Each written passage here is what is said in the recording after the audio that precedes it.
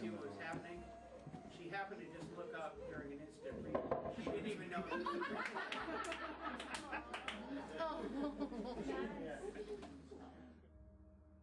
As it was mentioned in the service, the notorious gifts that Grandma would give, and for the life of me, I couldn't remember. I couldn't think of it anymore. And so I'm walking around the house, and I see like at least 3 or 4 boxes though, and it's like, well, of course, because she would always just pile stuff in a box, wrap it up, and give it to you.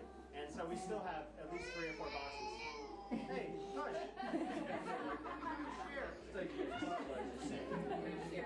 And I know. So now it's great. They're nice little boxes that were probably nicer than whatever was in them.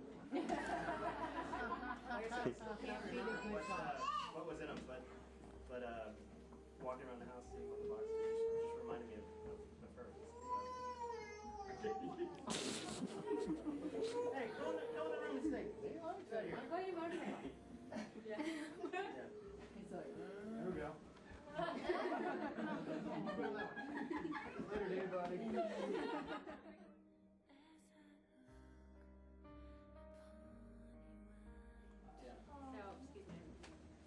The bag.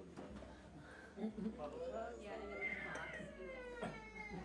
And Grandma had a little stool back there, fell over when somebody so was climbed on it. It's like Mary Ryan. Her name's on everything, so this is Mary Ryan. And then she had, just stuff. Here's a little envelope that says Mary Ryan. You want to mix it up. You might need tape. Mary Ryan.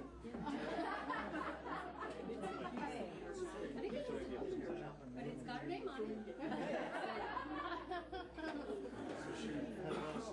Kermit the Frog luggage tag. Mary Ryan. Chips, clips. Even her lipstick. Just in Pens.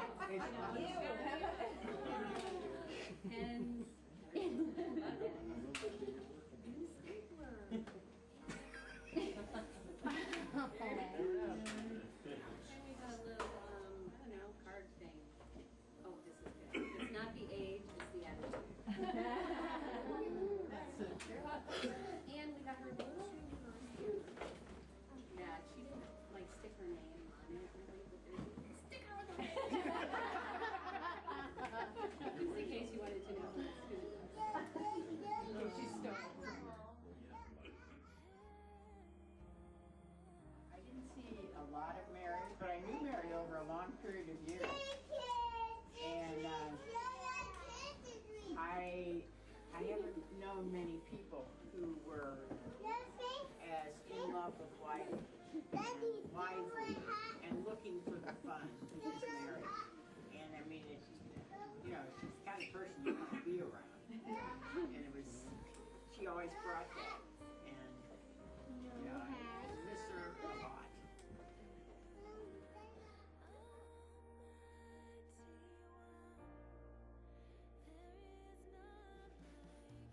Never was a grandma who was interested in others as was Mary Ryan, especially the grandchildren. She would look each grandchild in the eye and ask them how things were going in their lives. She wasn't just curious, she truly cared. And those of us who weren't her grandchildren felt that sincere caring too. There never was a grandma who loved her work so much. She loved the daily connection with customers, new friends, or old. It never mattered to Mary. She cherished, respected, and enjoyed her co-workers too. The people she worked with were not only fellow employees, but friends and family. There never was a grandma who enjoyed a good laugh more than Grandma Ryan, even when the joke was on her. Even though she was teased constantly about everything, she not only took it, but she laughed at herself too, and I know she really loved their teasing. You're not going to point things out. There never was a grandma who enjoyed shopping more than Mary. She saw it as more than running an errand or picking something up. For her, it was more like a treasure hunt. A chance to bring home the prize. And on this and some other quirky things, Mary and I were soul sisters. There never was a grandma who had such a twinkling of life in her eyes. She loved a little mischief. Everyone who knew her knew that she did not care for others lightly. She loved with her whole heart. There never was a grandma who will be missed more than our dear grandma.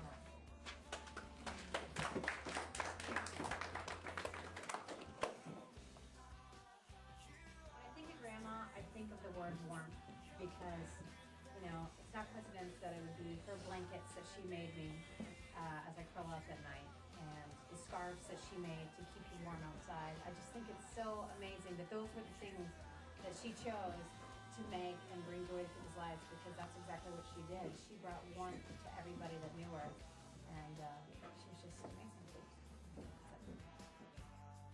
Mark and I came down from Tacoma and we spent a couple hours with her in her at the hospital, and Tyra Banks' show came on. And so we're sitting there and she's watching this thing, and she had all these, you know, people that had been gone through some stuff in their life that wasn't good.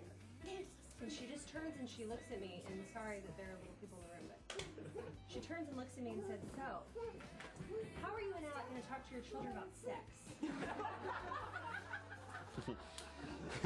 What show? You know? I said, you know, and we just kind of looked at each other and we're like, well, you know, we've talked about it, and we think, you know, it's very good to be honest, age appropriate, you know, not hide things, not lie to them, you know, that kind of thing. And she just goes, well, I think that's a good idea, Melissa, because I have to tell you, my mother told me that when you fall in love and you get married and you go on your honeymoon, that night, your husband will plant a seed in your heart. And when the time is right, you will have a baby. And I just don't think that was the right thing for her to do. She goes, Melissa, I was so confused when I got married. I said, I'm real sorry about that. Yeah, because this is the last time we saw her. This is, you know. She's laying there. It was just so random. How are you going to talk to your children about it? Now that we've settled that, are you good? So it was hysterical. I was like, I can imagine that would be confusing, Grandma. I'm sorry. So that was my funny memory. Testimony of Mary's life. A friend of mine, Norm, doesn't know Mary at all.